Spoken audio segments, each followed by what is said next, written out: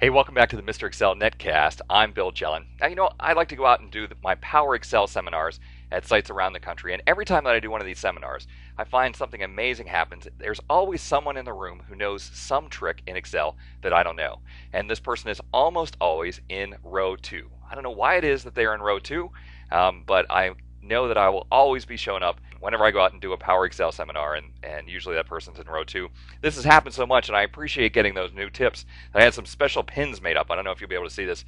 It's the Excel Master Pin with the Mr. Excel logo, and I usually hand that out to whoever is the first person to show me up. Well, today I have an email about one of an old podcast. I'm going to have to send one of these pins out to Scott. Scott was watching podcast 449, where I talked about the hassles of unhiding and hiding columns. And Scott had what I thought was a great idea. He said, rather than hide columns, group the columns that you don't want to see. So for example, I have a spreadsheet here, and let's say that it's just too wide, I can't see all the columns, and let's say that maybe I don't need to see columns C, D, E, or F.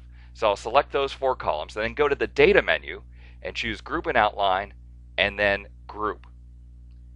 Now what will happen is that we have this brand new set of group and outline buttons at the top, along with a little minus sign. If I hit the minus sign, I will instantly hide or collapse all of those group columns. So now I can see the columns on the left and the columns on the right.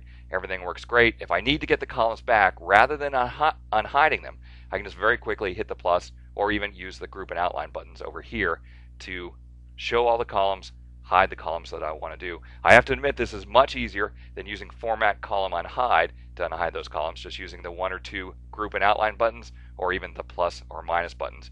Great idea. Thanks to Scott for sending that in. And by the way, if you ever see something in a podcast and you say, hey, there's a better way to do that, please feel free to send me an email, bill@MrExcel.com, and we'll get that tip on a future podcast. Hey, thanks for stopping by. We'll see you next time for another podcast from Mr. Excel.